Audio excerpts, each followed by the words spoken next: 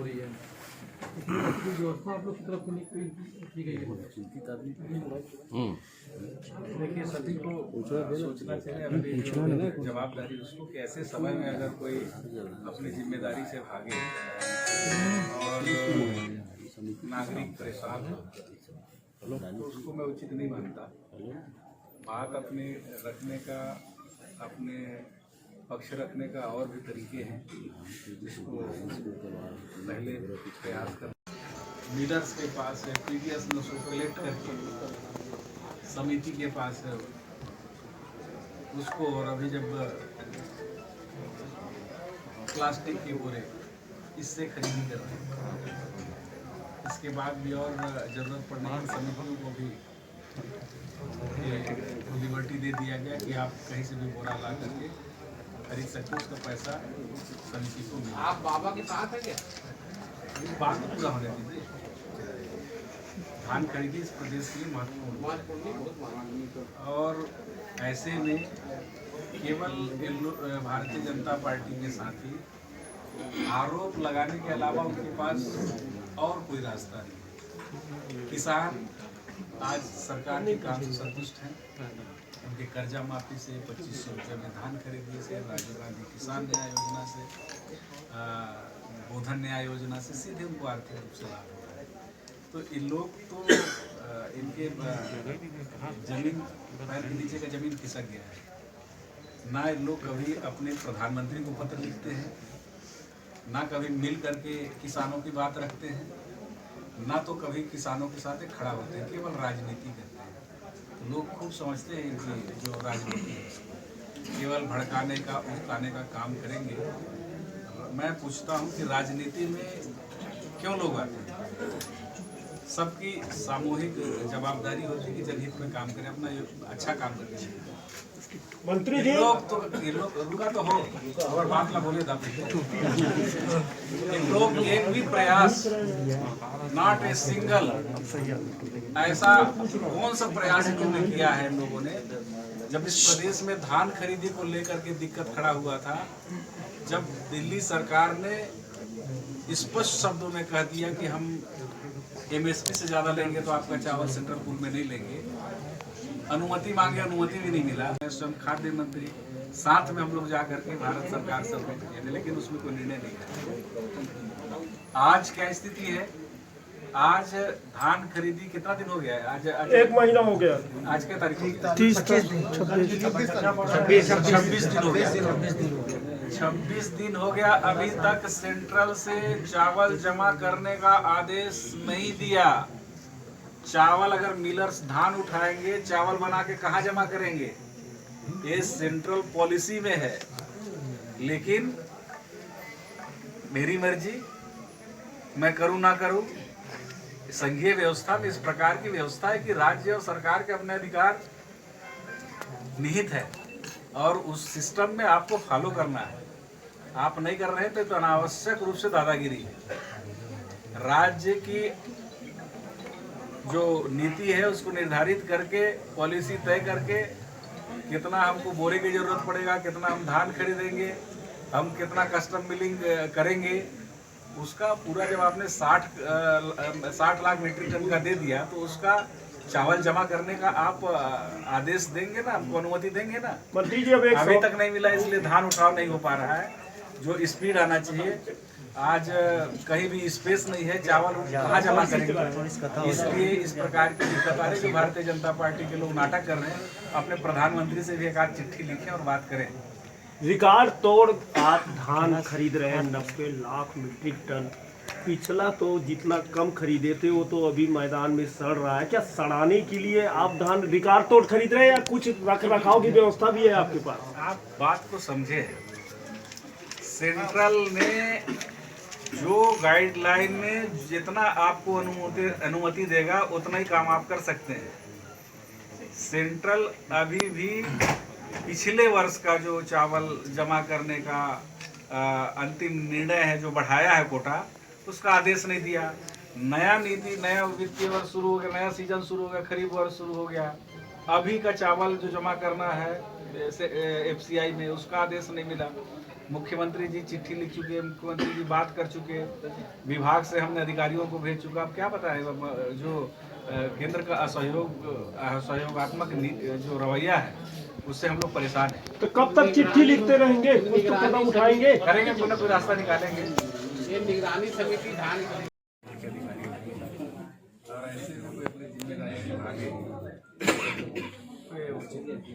नहीं, आप लोग की तरफ से क्या व्यवस्था है?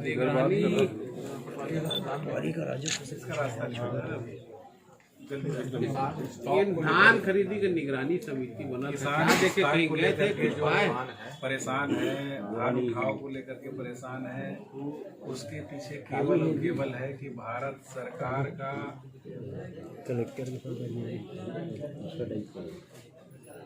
अनदेखी करना, धान खरीदी की नीति में बारदाना देना भारत सरकार के जूट कमिश्नर को रहता है।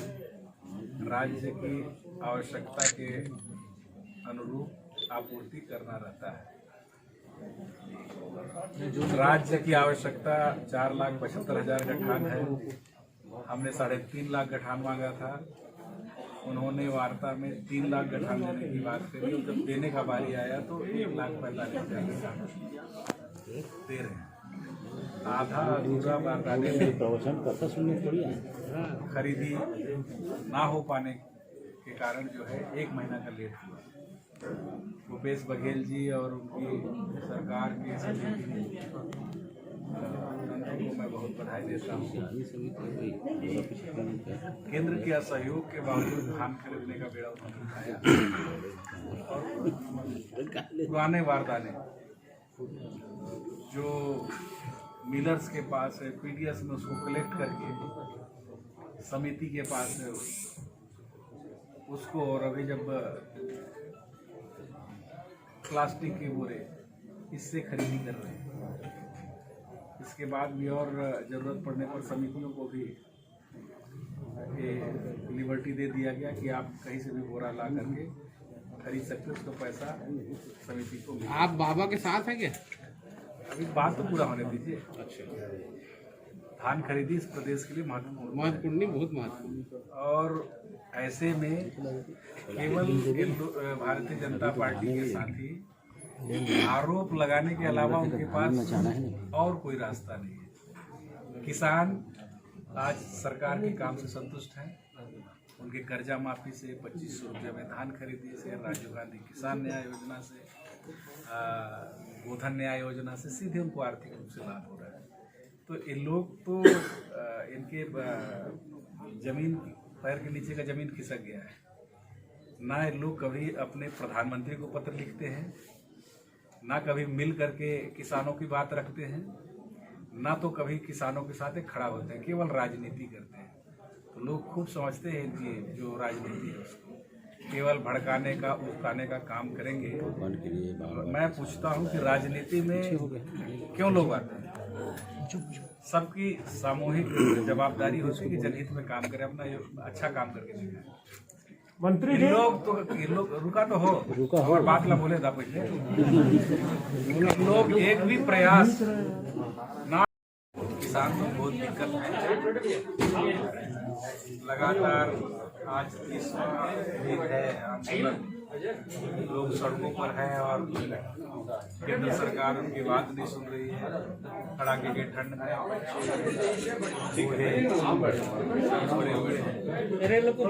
और जो किसान हितैषी बनने वाली सरकार की बात नहीं सुन रही है, उनसे वार्ता करने को तैयार नहीं है। एक तरफ तो आय दुगना करने की बात करके सत्ता में आए थे, और आने के बाद कहीं पर पीडीएस में राशन नहीं बांटने की वकालत करते हैं, कहीं धान नहीं खरीदने की वकालत करते हैं, कहीं पर भी ऐसा काम नहीं करते जिससे किसानों का आय दुगना हो। अपने भविष्य को लेकर के पूरे देश के किसान आज चिंतित हैं, आंदोलित हैं। आवश्यक वस्तु अधिनियम 1955 में कांग्रेस सरकार ने लाया था। इसलिए कि जमाखोर और बड़े सिंडिकेट आवश्यक वस्तुओं का भंडारण एक सीमा से ज़्यादा ना कर सके, बाजार में क्राइसिस न हो, लोगों को सही दाम पे सामान उपलब्ध हो सके। लेकिन ये जो 3 कृषि कानून लाए उसमें आवश्यक वस्तु अधिनियम में संशोधन करके जो लिमिट था उसको समाप्त कर दिया गया, जिससे मेरे जानते भर में कभी 100 और 150 रुपया में प्याज नहीं चलता। 10 रुपया किलो, 20 रुपया किलो बिकने वाला प्याज 100 और 150 रुपया किलो बिका। ये उसका एक छोटा सा असर था। जब पूरे देश में इस बात के लिए क्रिटिसाइज होने लगा तो भारत सरकार इसमें बैकफुट पे गई और जो लिमिट हटाई थी उसको फिर लगाना पड़ा। इसी प्रकार जो किसान लोग अन्य दो जो कृषि बिल है उसका भी दुष्परिणाम पहले से समझ रहे हैं, इसलिए चिंतित है, आंदोलित है। भारत सरकार को आगे आकर के इसमें वार्ता करना चाहिए और किसानों का जो मांग है उसको पूरा करना चाह रहे मुख्यमंत्री, तो क्या अच्छी बात है क्या ये? मतलब क्या बात है, क्या है, क्या कहना चाहेंगे? अरे रुक तो यार, इसको पूछ रहे थे यार, ये बताइए। ये बाबा लगातार एक सवाल है, थोड़ा जवाब दीजिए। ये बताइए। अरे मंत्री जी, ये बाबा लगातार ये बात बोल रहे हैं, 2.5 साल का सीएम की बात कर रहे हैं, क्या कहेंगे इसको? ये तो प्रेस का पैदा किया हुआ मुद्दा है। ये तो बाबा स्वयं बोल रहे हैं, लेकिन बाबा स्वयं बोल रहे हैं, मतलब बाबा साहब